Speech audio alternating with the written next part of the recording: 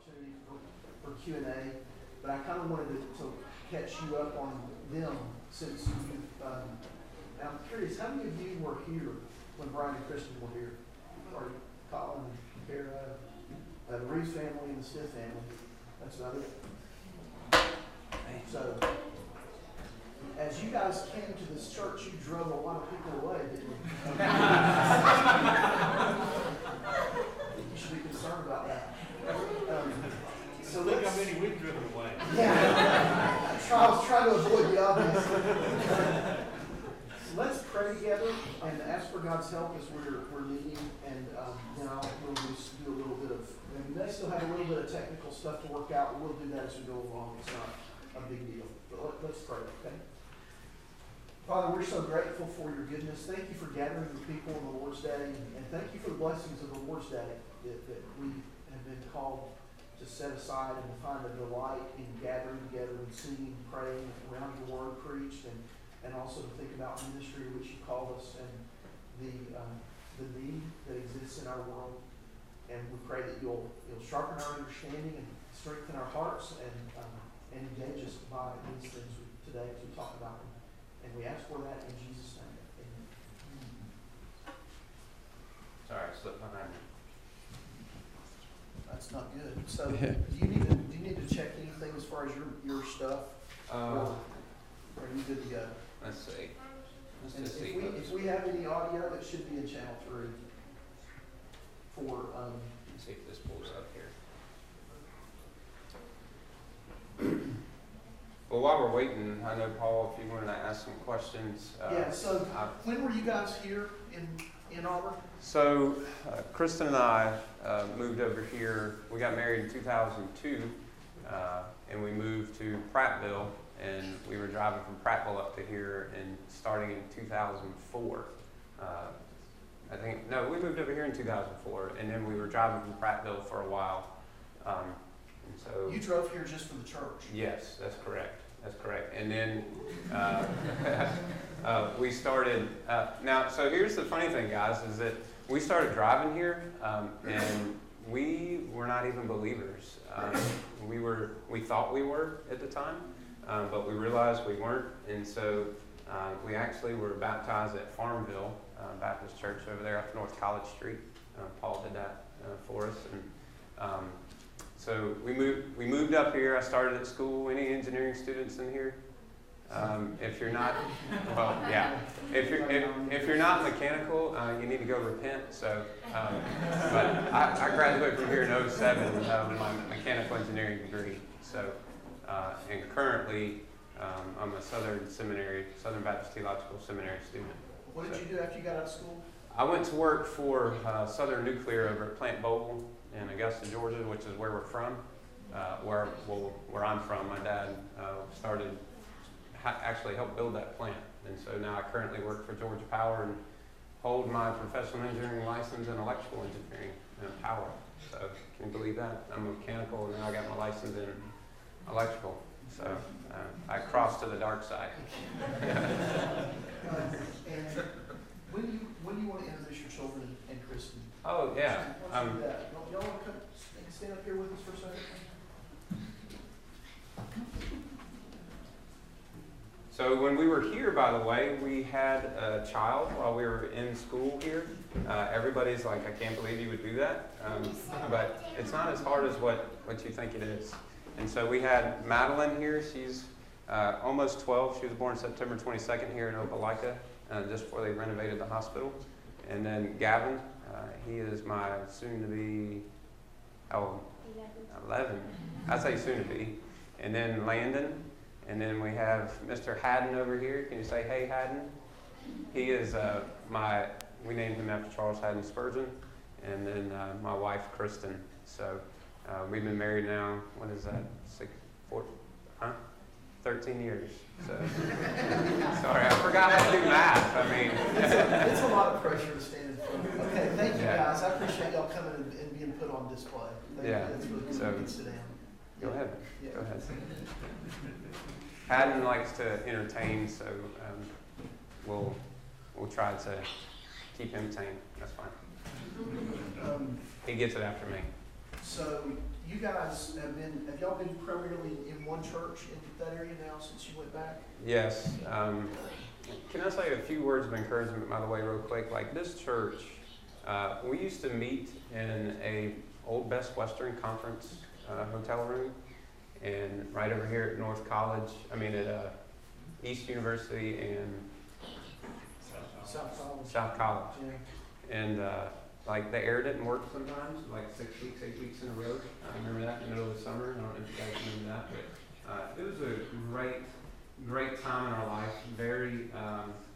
It's where we became believers, so it has a significant impact on our lives.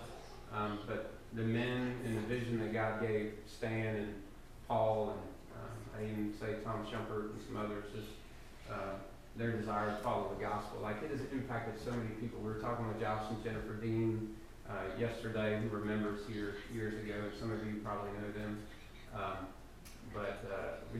The impact that it's had on us, and even though it was a small church, it was great. The mentorship and discipleship we got from the people here. I never had seen a family being led biblically. I didn't know what that was like. And so I think one of the first homes we went to were the Reeves, and we just did life with them, with the Sanders. We did life with them, and some of you know them. And so it was just a great example for us.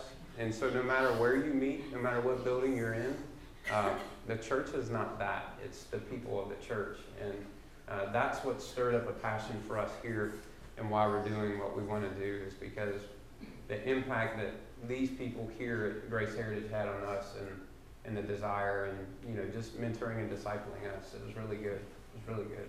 So you guys were our family away from where we lived, or where we were from. We're thankful for that opportunity. Yeah. So just be encouraged in that. Like my hope would be 10 years from now, 11 years from now, like we are now, you can look back and see, like we started singing and like Love That Will Not Let Me Go. We sang that, 11, 12 years ago, and it just gives me chills coming back home, to where God used people to change us and call them to himself. So that is an encouragement. If you're just here doing the regular life thing and not moving on, which is what you all need to do, then keep investing in students and folks that are coming and going. That's been a good opportunity for us. Yes. So how did you get exposed to the ministry that you're involved with now? And would it be best just to turn you loose and let you start showing us? No, that's fine. That's fine. We'll go through questions, and ones that we got in the presentation, we'll go through that. Okay. So what got us started here is that we saw, we're serving with Reaching and Teaching International Ministries, by the way. It was founded by Dr. David Sills. If those that know him, he wrote a book called The Missionary Call and several others. He's a very well-known missiologist that was at Southern Seminary, and he was our president, but he's no longer our president now. But anyway, what got us to this point is I have a dear friend of mine that was our youth pastor, and he was my best friend, and his wife was Kristen's best friend, and then their daughter was Maddie's age, and then their son was born 2 or 3 weeks later than Landon, and so we really connected well, and started hanging out with them, and we had a great time with them. And he had a vision for planting a church in Northern Virginia area, and before he had told us that, we had told him that maybe if you go to plant a church, we would love to come and be a part of it. And lo and behold, he goes and plants a church, and he invited us to be a part of it. And so we were praying about it, and we just realized that that was a vision that we had that we wanted to do, but also Kristen just didn't feel 100% about it. And so we just said, no, we can't do this. We'll support you, but we can't do this right now just because we weren't in agreement. But the Lord really started working in us in that time over that year that we were really evaluating, are we going to go plant with them or not? And he just opened our eyes to some ministries and some needs that were out there. And we learned what our vision was. I say what our vision was, what God had imparted on us, and it was about mentorship and discipleship. And that goes back again to what we learned here.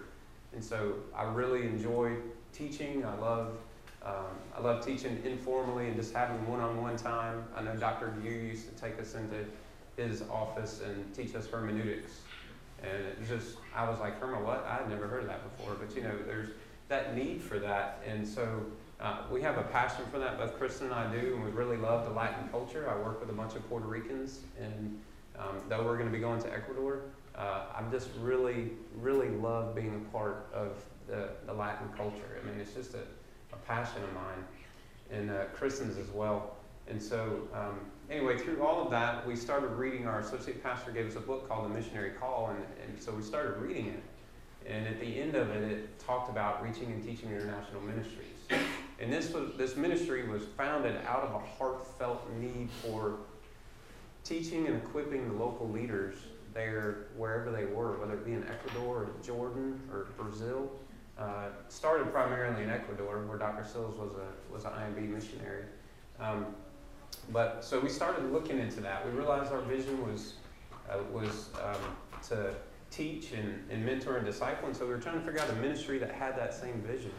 And so we came across Reaching and Teaching, and they required seminary, and I was not in seminary at the time, and I thought, wow, it's going to take me 3-4 years maybe to get my seminary underneath my belt just to get a master's in theology, theological studies. And anyway, so lo and behold, the Lord brought in the guy that replaced our youth pastor that left to go plant the church. He was a graduate of Southern Seminary, and his wife said, hey, I know Dr. Sills personally. I'll give you his number, and you can call him and talk to him about it. And so we started talking, and he said, hey, look, you don't have to graduate with your seminary degree yet to be able to teach with us. And so he's like, God's providence brought us together, so let's start, doing what we got to do, applying and all of that. But their vision, again, matched up with ours of just that there's a great need for discipleship. And one thing that I think that, this is my personal opinion here, but one thing I think that we've done in missions for a long time is we've gone to focus on planting churches. But he planted a church, and then let's go somewhere else after a while and go plant another church and go plant another church. But these brothers are left behind that are believers, but yet they're lacking what it means to be a Christian. Like, they know I love Jesus, but they also know that, like in Ecuador in particular, they go and they, like, I'm going to pray to Jesus for my salvation, but I'm going to go over here and talk to the medicine man so I can get healed.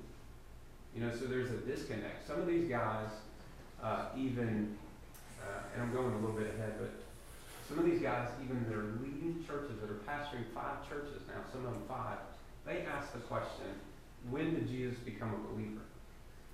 Like, so when we talk about theological needs, we're not talking about like going to Midwestern or Southeastern or Southwestern or Southern. We're not talking about that. We're talking about the basics of understanding who Christ is and how do we teach that to others.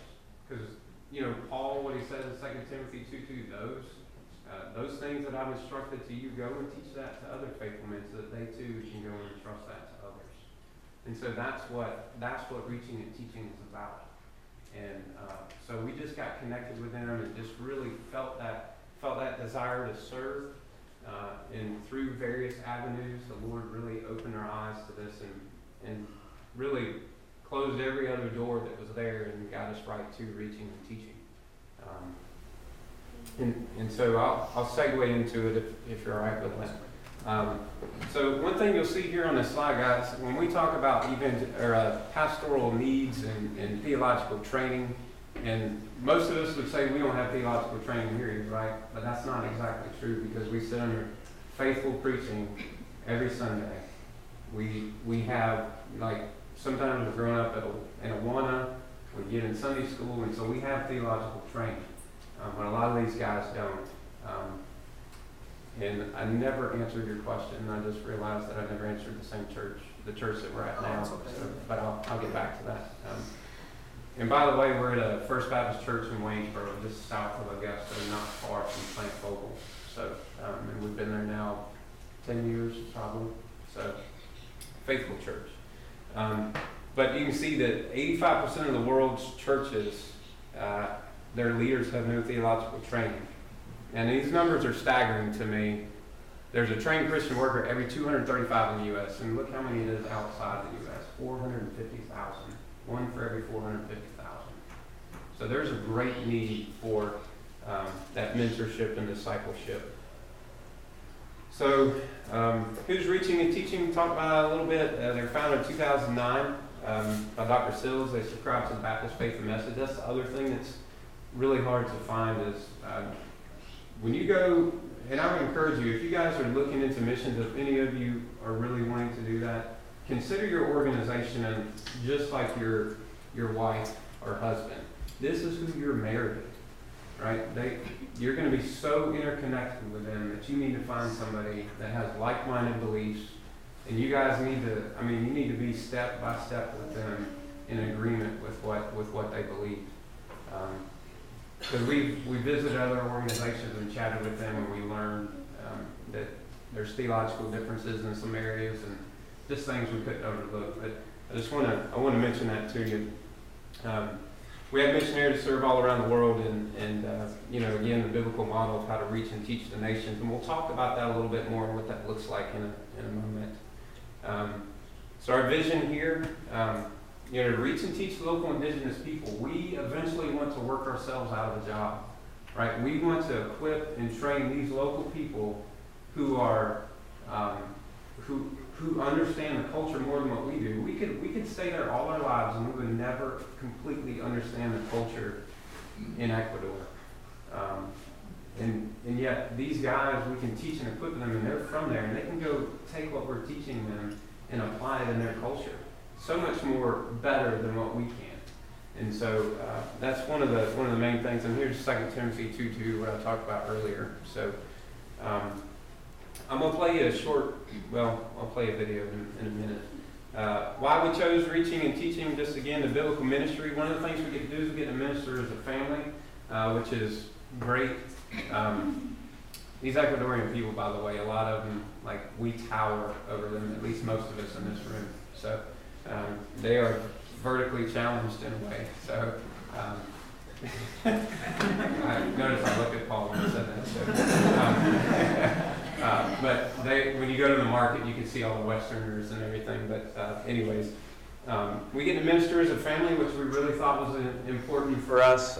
We get to utilize the gifts that God has given my wife, the gifts that God has given my children. Even though my children are not saved, the Lord has blessed them with things that they can use for the ministry, and so we're looking forward to that. Again, we get to minister. What do you guys think the top 3 reasons missionaries come home? So it's hard. Okay, that's true. So that's a great guess. The things that make it hard, though, disunity in their team. There you go, disunity in the team. So I'll give you the top 3 reasons. They go in various orders year by year, but you have disorder in your team. You fight amongst your team. We all know we fight amongst our brothers and sisters anyway at times. Finances, and then loneliness. And so when Dr. Sills put this ministry together, he just really was like, how can we close those gaps? And so one of the ways is we really get to know our team before we go there. We get to meet with their children via Skype. Technology is great, so we love that. But we do this together as a team, and not just as a family. We get to do it as teams. And that was just one of the positives for us. Like-minded beliefs, and the needs are great. We talked about the needs earlier. By the way, when the IMB was pulling out missionaries because of the struggles with finances a few years ago, the majority of them came out of South America. And so there was just a lot of people that were left without anybody to help teach and equip them. So no fault to the IMB. Please don't hear me say that. So where we're going to be at is, you guys can see there where Ecuador's at, right on the equator. So one of the great things, I was grateful because we visited one place and we were way down in the valley where it was super hot and humid and like here.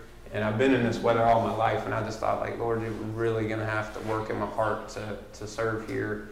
And the place we're actually going to be living is Cuenca, and it's about 50 degrees in the morning and 70 degrees in the afternoon all year long. So, yeah, I'm hearing some wows, and that would be great, right?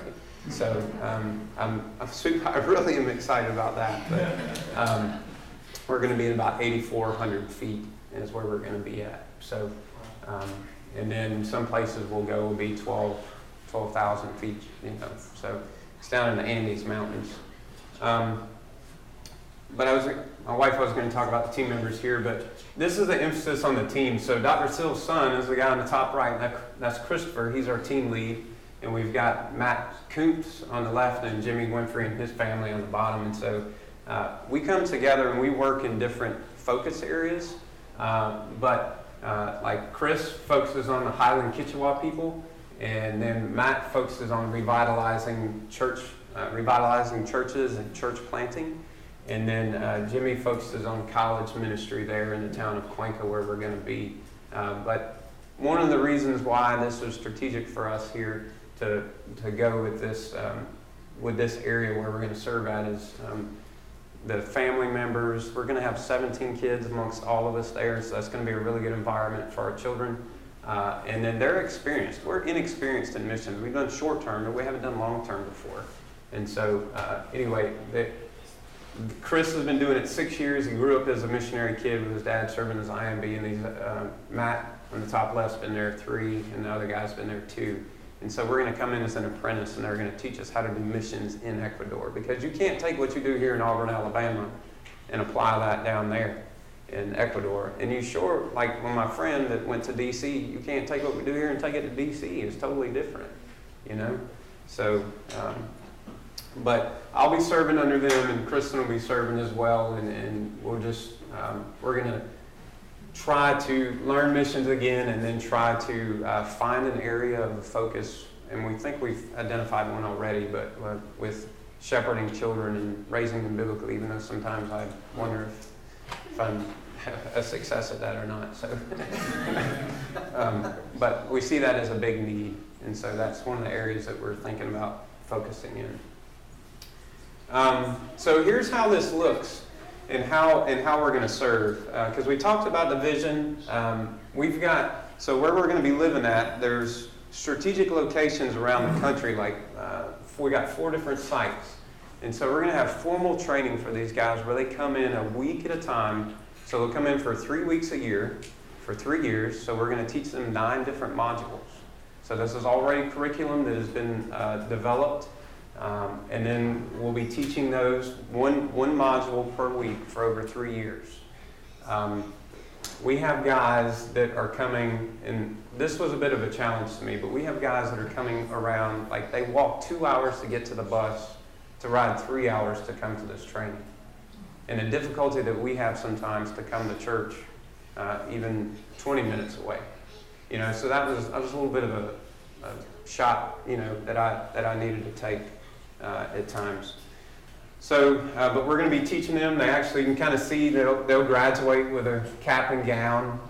We'll teach them in Spanish, and they will in turn take their language and teach that from the tribal area that they come from.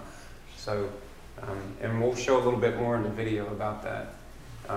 But the great thing about this is some of you with this organization and what we have is churches sponsor these locations where these brothers are coming to be taught, and their families. So the wives are coming too, and so Kristen and the other missionary wives are able to teach and do Bible studies with them and equip them in any way that they need, whether it's some of the things as simple as learn to speak English better.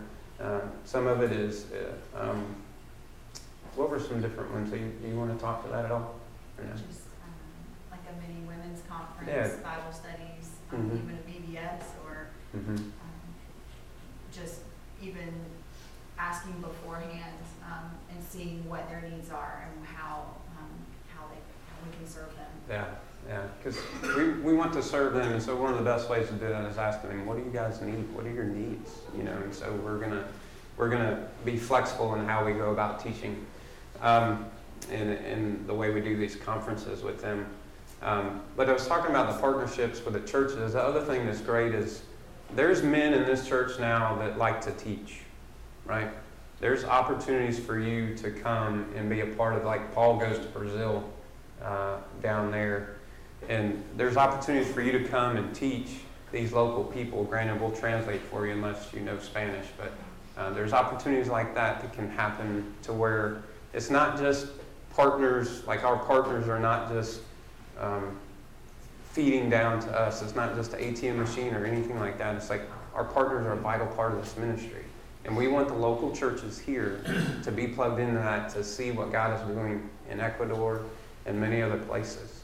So that was really encouraging. But I'll be a part of this teaching, and we have 4 different sites, so we'll be busy doing that multiple times a year. And then also, the other thing that we're doing is we have a little seminary that's being started in Cuenca, the area that we'll be living. And we'll have informal sessions, we'll have formal sessions, but one of the brothers will teach Monday, Tuesday, Wednesday, and I'll teach Thursday, or whatever day. We'll pick a night a week that we teach. And we have these local people that are signing up for the seminary that want to come and learn and grow, both men and women. Then the other thing, we do small groups. I know small groups is really vital, and especially, I mean, it has been for us, but I think for there it'll be really good. And so we're going to be doing that with our neighbors, hanging out with them, just doing life with them, right? Like, there's no better way to fellowship, at least in my opinion, than breaking bread and talking about Christ and talking about the gospel and getting to know people. So, let's see what else here. And then I mentioned church planting. So we don't, it's not just teaching all the time in seminary style. Like, we're evangelizing. We are reaching people. We are revitalizing those churches. And then we're going to serve. Once we learn the language well, we're going to serve in the church as well. So if they need that. So, and of course, we're reaching college students like you guys. So most of you in here. These are just some pictures of Cuenca. It's a large city. There's a lot of expats that move down there, but our focus is for the indigenous people there. And so, again, you can just kind of see the beauty of it, show you a few things here, and I'll show you a video. This typical church setting, down in the bottom left there, you just have a building that has a tin roof and a little bit of elevation. I mean, a little bit of elevation between the wall and the roof where the air can flow through, and that's it. So, it is unique. We get to use the U.S. dollar down there, so that's good. So we don't have to battle through any currency exchanges. So some typical things here. You go to the market, and you see some great avocado. For those who like avocado, where Maddie's got the bananas. That whole thing of bananas is like $3.50. So we eat a lot of bananas when we went down there. And then here's the guy over here. He's got his salted meat that's all over at the market, and then flies are around. He's got a fly swatter in his other hand. So we were eating ice cream beside one place, and the other place was just, you could smell the fish that had been baking in the sun, with the salt. But we didn't eat that, but some people do. So, and then one of the other things here, there's a few more pictures. Landon's eating a snail. And then that looks like a rat, but it's a guinea pig. So they love to eat guinea pig. If you guys have eaten squirrel, it's a lot like squirrel. So, yeah, I can't say it tastes like chicken, but and you can see the chickens up there at the market. Does it taste like chicken? Huh? Does it taste like chicken? No. Squirrel or guinea pig? Chicken. Yeah. I have not eaten a guinea pig yet, so we will be getting there. But I wanted to show you that real quick, and let me show a video. If we're stealing from one of our teammates here, if I can make a video, which we will be doing that, but if I can make a video for our ministry vision, this would be it. It's a little 5-minute video that will really help get a visual of what this looks like.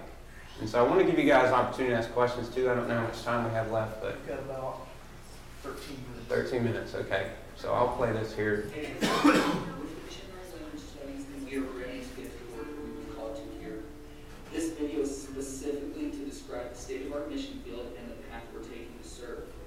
Thank you so much to all of our partners in this work who made this happen. It has been a team effort from the beginning, and it will continue to be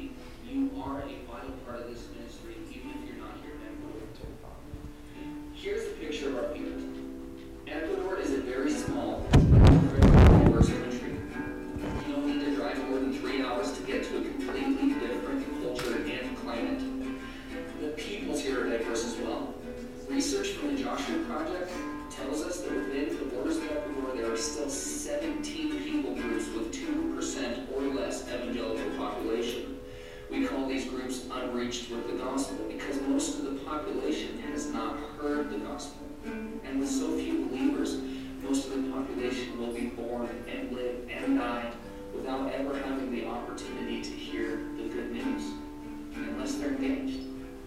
Now, 5 of these 17 people groups are unengaged, meaning that there is zero, no Christian work going on. And that number is going up as missionaries leave South America for fields in the 1040 window. That's not to mention the 3 known uncontacted tribes in the jungles of Ecuador. They have, as of yet, had zero contact with anybody from the outside world. Now, most of the churches that do exist among these people do not have pastors to lead them or teachers to teach them. And if it remains this way, then the next generation will not know the things of God. And those reached groups here will become unreached. And the unreached will remain unengaged. There's a lot of missionary work to be done here. And we cannot do it alone. For this reason, we have a goal of pouring ourselves into Ecuadorian leaders who can lead the churches and advance the gospel of Christ to those who have no access. We are training leaders in a modular format among many different people groups in Ecuador right now. This important work of theological family relief is imperative, and we will continue with it. But the limited exposure that these conferences afford is only a drink to these thirsty leaders. Right now, we're preparing the long, slow work of starting a school of ministry in the strategic center of Cuenca. I, along with my solid team of missionary professors, am working to start a seminary here, where we will spend 4 to 5 years with students, not just a week at a time, but week in, week out, with students of all different education levels, not just in classes, but also mentoring them and giving them practical training to raise up pastors for the churches that have none, biblical counselors to serve in the churches, and an army of missionaries to go out to all communities, and even whole language groups that have no access to the gospel. With bilingual students, we can train them in Spanish, and they can go out and bring the gospel to all 25 major language groups in Ecuador. In my view, this is the best way to get the gospel to all those groups who have no access. I could personally try to learn all these languages and cultures, but it would take me a lifetime to be able to communicate the way these indigenous missionaries already can. That's why we want to train them to do this vast work. We have local connections in a number of unreached people groups who are ready to choose and send new leaders to train in our school. And there are already a number of students from Cuenca and the surrounding area who are ready to start their training. This is a long project, and there will be hindrances, but the impact could be exponential, and it is well worth the labor. Like I said in the beginning of this video, our work here is a team project, and we cannot do it without our team of ministry partners. Your prayers and financial support are working to bring the gospel and put solid churches in every part of Ecuador. Now, if you have not joined our team of ministry partners, I encourage you to pray about joining this valuable work. We still need at least 10 more families or churches to join the ministry financially by giving around $100 a month to keep it going. Perhaps you cannot give that much right now. Perhaps you can give more. Either way, we're asking you to pray about joining us in this work, if you haven't already. Pray for us as we go forward. We're excited to update you on how the Lord is answering your prayers as the months go by. Thank you so much. God bless.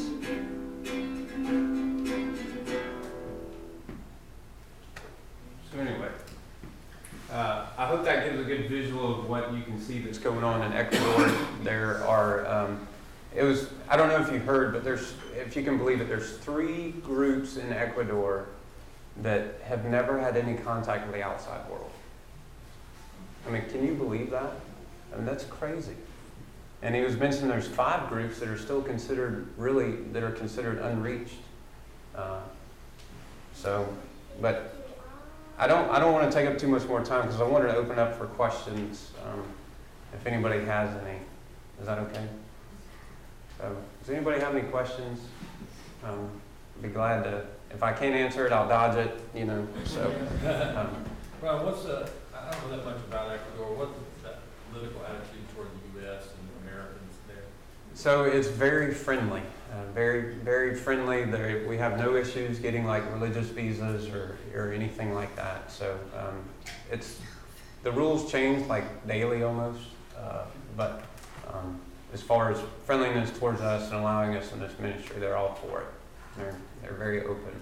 Now we have some brothers in some other areas, not in Ecuador, but some of our team members around the world that are getting arrested, for preaching the gospel. But here they're open to it. Yeah. Good question. What's your timetable? We found some really cheap tickets to fly out in September. So September 24th is our day that we fly out. We have a 3-year commitment roughly, and then we can re-up after that if we want to. But we're looking long term. I felt like the Lord's just really given us a heart for this, and so we're looking long term. But again, the idea is maybe 10 years from now we could be in Peru, we could be another part of Ecuador, to where we can move to a different location to train and equip others. So it's coming quick. It's 80 some days, I can't remember. So I was counting them down, but yeah. Go ahead. What would you say are kind of the dominant competing attitudes? Would it be more like Roman Catholicism or tribal animism or something like that? So the animism is a big battle. That's one of the things that we would struggle with. And Catholicism, for one, Catholicism came in years ago and just really forced people to either become a Catholic or, you can do the history studies on it, but it was bad news for those that didn't join Catholicism. And but again, they forced them to do that, and then there was no mentorship or guiding in them. So they blended all of their Indian rituals and things that they do. And like I said earlier, just the one about going to see the medicine man, and things like that. And so that's one of the biggest battles that we have. And also, a lot of these guys will be teaching is an oral culture. So that's if we try to sit down with them and do some of the seminary like we do here and studying God's Word the way that we do, that'll be just a personal challenge for me. But I think the biggest thing is Catholicism for us. So, any other questions? Yeah. In addition to the teaching, what kind of resources are you giving people that will change in that sense, whether it be translations of scripture or other books? Yeah, so we have a lot of books that Dr. Sills had written are translated into Spanish, and so and a lot of this Heart, Heads, and Hands is curriculum that we were using, that we use is into their language no matter where we're at around the world. And so there's some that aren't in that language yet, but we've been working with Lifeway to be able to get the stuff published into that local language is one of the things that we do. So, because I think where you're leading into this, and so when we go there and we do all this, what are we leaving behind for them to still have resources to use? And so we give them a lot of literature, and that's part of our budget that we have is ministry funding, to where we will supply them with a lot of those things that they need to be successful. So, and then too, when they come back, is we're challenging them to, hey, are you guys going and doing this in other places? Show us who you're mentoring and discipling. Bring back some results from that, because we can teach all that we want, but if you don't see transformation, it's not happening. Like they're not connecting with it. And it's the same thing with us, right? When we become believers, if we don't see transformation, then we need to really question our salvation and know that we merely might have been looking at Christ just as a transaction rather than a transformation. So. Did you have a question? Yeah, will the fourth year families be homeschooling? Yes, that's a great question. Great point of bringing it up. So we'll all be homeschooling, and the benefit in that, there's many benefits, but one of the main benefits is it allows us to do ministry as a family. So, and preaching and teaching emphasize like your family's first. So we want you to be successful as a husband and as a father, and as your family, because if you're not, the ministry is going to suffer. you know. So, and that's secondary. Ministry is secondary to making sure that you're leading your family properly. Because we do know a missionary kid that grew up that their father, all he did was work in missions, and he neglected his family, and they have very bad heartache towards their dad because of that. So, gotta be careful on that. Got a rough dollar figure for what it takes to support a family for a year? Yeah, it was a bit of a sticker shock. Okay, I'm not gonna lie to you with ministry cost and things like that. But our budget, our 110% goal is like $84,000.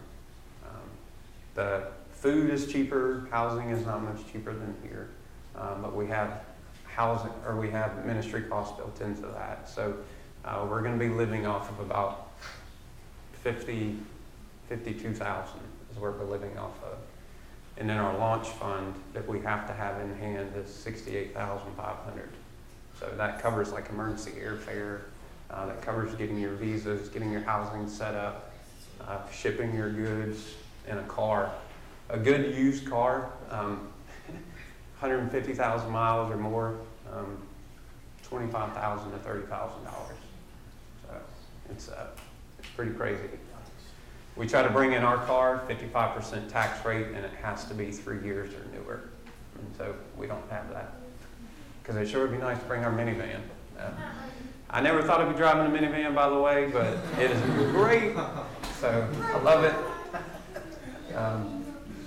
But so we're, and a great question, Paul, to segue into that. One of the things that we're really looking for is we want like-minded people to partner in the vision that they see here. Not because of we're encouraged that people love us, but we really want to see like people that want to see the gospel advance in other places around the world, you know, and in this vision.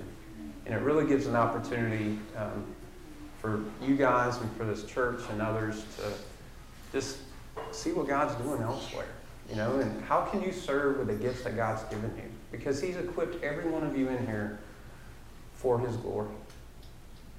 And so maybe this can be a way to help you find that and what that is and how you can use it, you know, how you can exercise that gift for the glory of God. So You have cards or something that we got contact information for you? we do. We have some prayer cards here. I have them in my backpack over there. We have some prayer cards, and we have some like lookbooks that you can check out reaching and teaching. But I would say, I know we're limited on our time, but if you guys have any questions, feel free to come ask us. And then if you want to investigate more, reachingandteaching.org will provide a lot of information. It's got stuff about the missionaries on there. Our website, it says reachingandteaching.org/Stevens Family. So. And in 60 seconds, if some of these guys are going, man, I'd really like to come down there, how long do they need to wait? How much time do they need to give you to get settled? When could they come and maybe be of some use or help to you? So I would say when we get done, and I'm predicting probably 6 months to 9 months we'll be pretty fluent in language. But there's needs all the time, but personally for us, I'd say sometime close to the summer of next year would be great. That would be a perfect timing. Everything's settled in, and we've got other teachings that are going on. Like right now, we've got our guys are spread out teaching in various areas right now. So, yeah, I'd say somewhere close to the summer. But prior to that, I could let you know if something was to change. But there's always a need, always a need. No matter if you're male, female, young, or old, there's a need to spread the gospel there. Ron, thank you. Yeah, thank you. Guys, let's stand. Thank you for